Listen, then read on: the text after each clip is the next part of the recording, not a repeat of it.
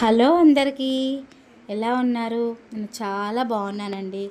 మాది ఖమ్మం అండి. ఖమ్మంలో రణనపాలెం గ్రామం మండలం అండి. మా ఊర్లో బాబావారి ఆశ్రమం ఉంది. చాలా ఫేమస్ అండి. చాలా బాగుంటుంది. ఇక చూడండి, లోనకి ఎంట్రీ అయ్యాను.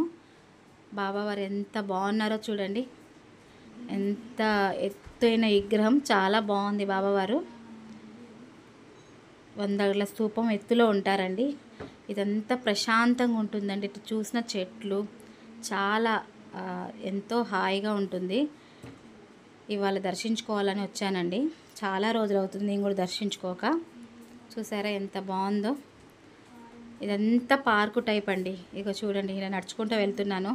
ఏమో మీకోసం ఒక వీడియో తీసి పెట్టాలనిపించింది. ఇక వెళ్తున్నాం కదా. ఇదంతా మొత్తం బాబావారి ప్లేసేనండి. అగో కనిపించేది స్తూపం అండి బాబావారిది. మనకు కనిపిస్తుంది కదా, అదే బాబావారి స్తూపం. చూసారా ఎంత అద్భుతంగా ఉందో. చాలా బాగుందండి. లోనకి ఎంట్రీ అవుతున్నాం బాబావారి స్తూపం దగ్గరికి. అలా ఎంట్రీ అవుతున్నాం. చూడండి, 100 అడుగుల స్తూపం ఎత్తండి. ఎటు చూసినా బాబావారే కనిపిస్తారు. ఇది ఒక్కటే కాదండి, లోన కూడా చాలా ఉన్నాయి బాబావారి. ఎంతో రిలాక్స్గా, చాలా పీస్ఫుల్గా అనిపిస్తుంది మనకు అక్కడికి వెళ్తే. చాలా ఫేమస్ అండి ఇది మళ్ళీ బాబావారి టెంపుల్. ఇక్కడ మనం ఏమనుకున్నా కూడా కోరిక నెరవేరుతుంది. వెళ్ళాలి, తప్పక దర్శించుకోండి వీలైనప్పుడు. ఒక్కసారి వెళ్ళి చూడాల్సిందేనండి ఈ ఆశ్రమం. అంత అద్భుతంగా ఉంటుంది. చూడండి ఎంత బాగుందో. ఇది గుడి చుట్టూ అండి, అంటే స్తూపం చుట్టూ తిరగాలి. చూసారా, అసలు ఎటు చూసినా మనకి 100 అడుగుల పైన, ఇంకా ఎటు చూసినా బాబావారు కనిపిస్తారు. సాయి కోటి మహత్యం, ఆయన స్వామివారి పాదాలు ఇవ్వండి. చూడండి చాలా బాగుంది కదా. అలా గుడి చుట్టూ 3 ప్రదక్షిణాలు చేశానండి.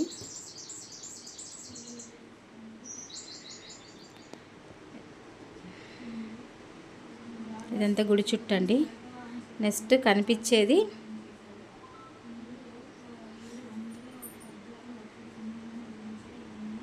చూసారా, చాలా బాగుంటుందండి. చాలా అద్భుతంగా ఉంటుంది. ఇది నేను గుడి చుట్టూ మీకు అంటే తిరిగి చూపిస్తున్నాను గుడి చుట్టూ. అందుకే అంత వాయిస్ ఓవర్ రాదు కదా, ఇవ్వలేకపోతున్నాను. గుడి చుట్టూ తిరిగాను. తర్వాత నెక్స్ట్ బాబావారి దూని అనేది, ఏదైనా అనుకోని కోరిక మన పీసున్న కొబ్బరికాయ తీసి ఆ దునిలో వేస్తే చాలా మంచి జరుగుతుంది. చాలా బాగుంటుంది. నెక్స్ట్ లోనకి ఇంకో సైడ్ ఎంటర్ అవుతున్నాము. చుట్టూ అంటే బాబావారి అసలు విగ్రహం దగ్గరికి వెళ్తున్నామండి ఇప్పుడు. ఇది ఇట్లా లోన్ నుంచి వెళ్ళాలి. నెక్స్ట్ ఆ స్తూపం పక్క నుంచే ఇది మనకి ఒక చిన్న సందులాగా ఉంటుంది. ఇటు ఎంట్రీ ఉందండి. ఇక్కడ బాబావారి భజనలు, బాబావారి ఏదైనా బాబావారి సందర్భంగా బాబావారి చేసే ప్రతి ఒక్క వినోద కార్యక్రమాలు ఇక్కడ జరుపుకుంటూ ఉంటారు. ఇక్కడ బాబావారు కృష్ణు రూపంలో ఉన్నారు బాబావారు. చాలా బాగుంటారండి.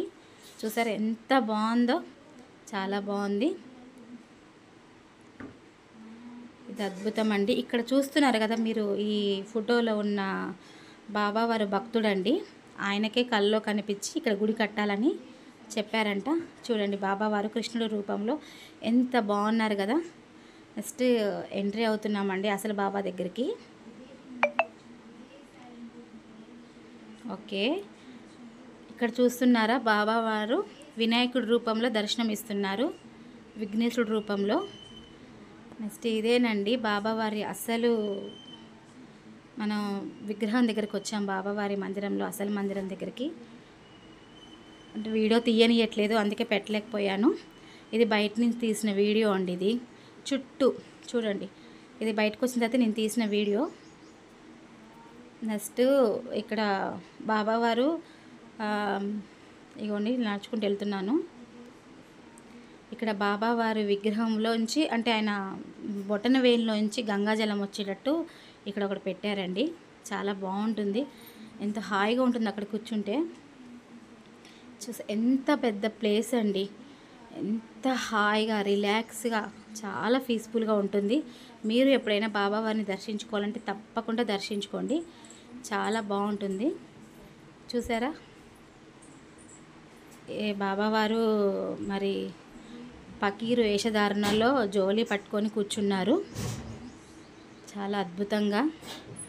ఇక్కడ మనకు శివలింగం కూడా దర్శనం ఇస్తుందండి, చాలా బాగుంటుంది. చూడండి ఎంట్రీ అవుతున్నాను. వావ్, చాలా బాగున్నారు కదండి బాబావారు. అలా పాదాల నుంచి ఆ గోరు నుంచి వాటర్ వస్తాయండి. చిన్న నెమలిని కూడా పెట్టారు. వీడియో సరిగ్గా తీయనియట్లేదు, అందుకే సరిగ్గా ఇంకా క్లారిటీగా ఇవ్వలేకపోతున్నాను. చాలా చూసారా, స్తూపం 100 అడుగుల ఎత్తు పైనుంచి అండి. ఎటు చూసినా బాబావారే మనకి దర్శనం ఇచ్చినట్టు కనిపిస్తారు. చాలా అద్భుతంగా ఉంటుంది, ఎంతో మహత్యంగా ఉంటుంది ఆయన లీలలు.